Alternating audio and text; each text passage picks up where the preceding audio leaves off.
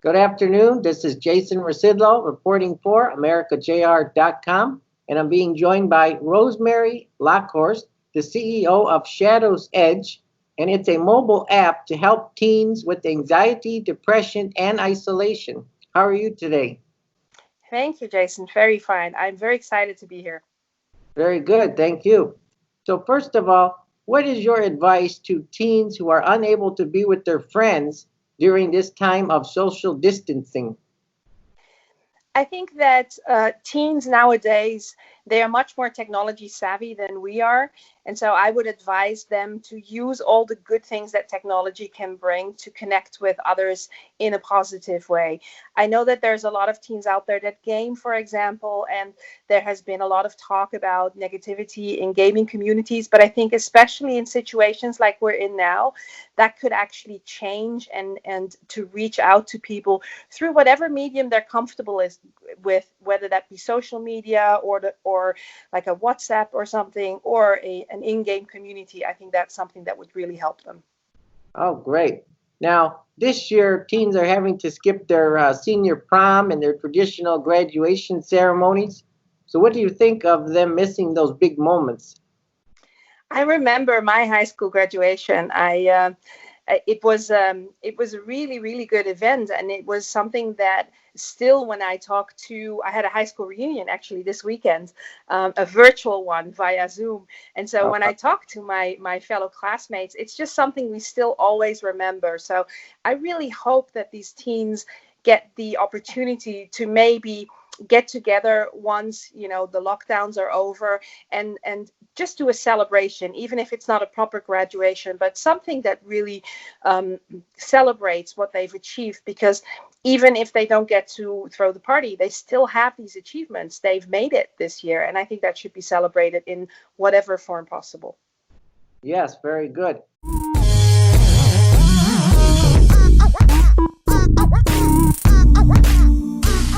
A little more than just a distraction, or a little bit more than medical medicine. It'll help you in so many ways, like more ways that you could possibly understand. So, please tell me a little bit about your new app called Shadows Edge and how it will help the teens. Sure. So Shadow's Edge is a mobile game that was originally developed to help teens and young adults that are struggling with health issues, physical health issues, chronic illnesses such as cancer, diabetes, Lyme disease. And as we started developing, we really worked from the start with teens and young adults. And we started noticing that there are a lot more issues that teens are facing, like pressure, anxiety, depression, especially now in this time, of course. But already a year ago, we started then changing and looking at, okay, how can we help more teens, and how can we help them with what they're going through? The American Psychology Association says that 27% of teens are self-reported that they have at least had one depressive episode, and 75% self-report that they could use a little emotional help. And I think that's where Shadow's Edge comes in. So we use a medium that they're comfortable with, gaming. That's where they are, on their mobile devices playing games. And so we bring the content to where they are, instead of forcing them to consume content that could help them elsewhere. So Shadow's Edge is a city that's been hit by a storm, much like what we're going through now. In fact, the world looks a lot in the game like it does in our world now, with streets being desolate and barren and empty. And as you enter the city, you see that a storm has hit and time is frozen. Everything is out of whack, and it looks like everything just is still within that storm. And you have to help a character you meet find the pages of a journal that's been scattered across town. And then you start working through your emotions by answering the questions that are on those pages. So that's where the psychology influence comes in. And as you start doing that, the city comes back to life.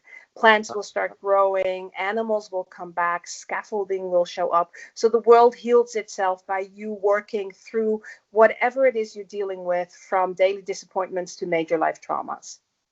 Wow, that sounds pretty interesting. Now, is this free on Apple and Android devices? Yes, that's correct. It works on any Apple or Android devices, tablets, phones, and it's downloadable from the App Store and from Google Play. There's no in-game advertising either.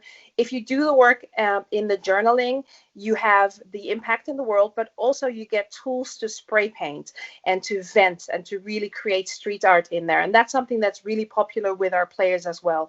We have about 30,000 players at the moment. And as you start leveling up and you gain more tools through your journaling to create art, you can also start posting that in the in-game sharing platform we call Shadowgram. It's like an Instagram, but within the game, and you can see what other people do. You can comment back on them, and you can share it to your social media as well. And we see that, especially now with COVID and with isolation, that's become quite popular. It's a judgment-free zone where teens can share and young adults can share their feelings. They can vent, they can, react to others, they can start following others. And so that's something that we want to put a lot more focus on now with the way the world is, because of the frustration that they're dealing with. Someplace safe that they can feel at home and reach out to others in a comfortable environment. Yes. Now, is it one of those games where they can play with their friends, or is it single player? It is mainly single player, so you do your journaling by yourself. You explore the world by yourself. As you explore the world, there are wisdoms to be found, psychological wisdoms that you do, puzzles that you will start to solve. But then also you have this sharing platform, so this community where you can post things and you can react to others. So that part is multiplayer. You can see the art of everybody in the game. We will do a lot more over the coming months in there, where you can start following specific themes or following specific people, do a lot more with commenting, for example. And we run a lot of challenges in there. So we've had a couple of COVID-related challenges where we've asked people, to prettify their environment, where we ask people to do specific cognitive behavioral challenges within the game. And then if they do those and post them and post their experience to Shadowgram, then they get in-game rewards to be able to level up and to create more. Oh, wow. It makes me think of a black period, a dark period in your life, and you're at the edge of it. You want to get out of it, but you're not there yet.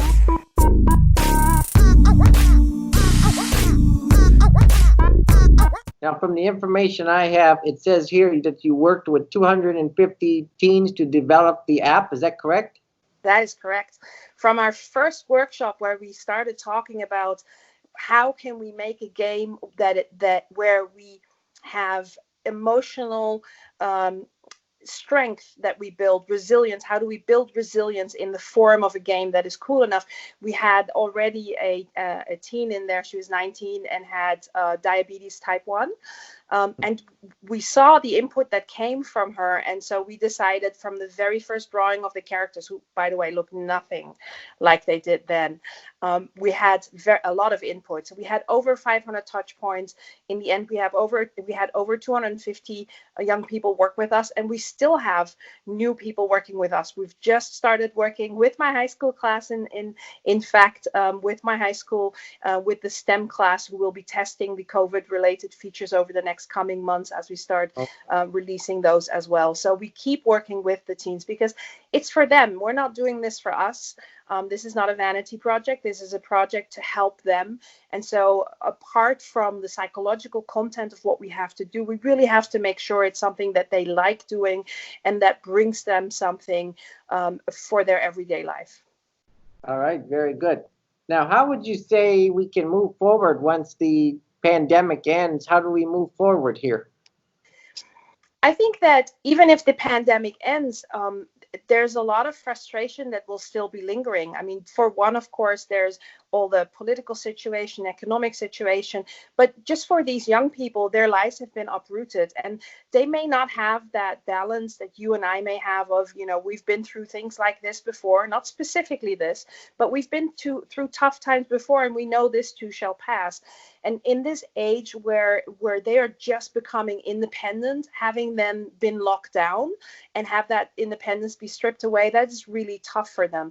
And so I believe that over the coming months, months, there will be almost PTSD-like symptoms still showing up. So I think for us to help our teens and our young people, it is going to take a lot of encouragement. It's going to take a lot of help to give them that confidence back, to help them across the hurdles that are coming, because there will be hurdles coming for them. They have missed school, they've missed classes, there's insecurities, about when they're going to join classes again, friendships are up in the air. And so all of those things, I think it really helps for them to have a place to turn to be able to talk about those things.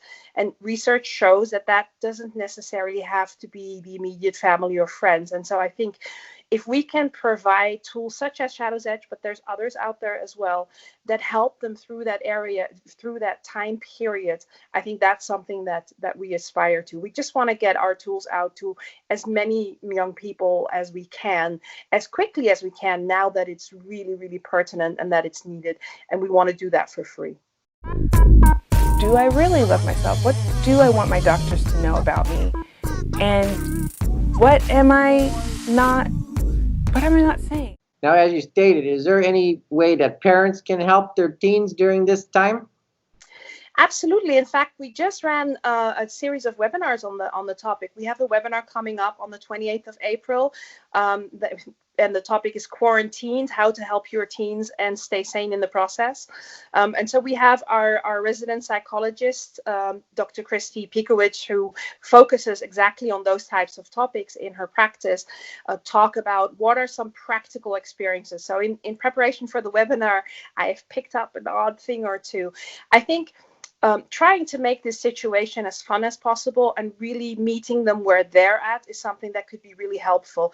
I know this is out of the comfort zone for a lot of parents, but if your kid is a gamer, try to play one of their games with them.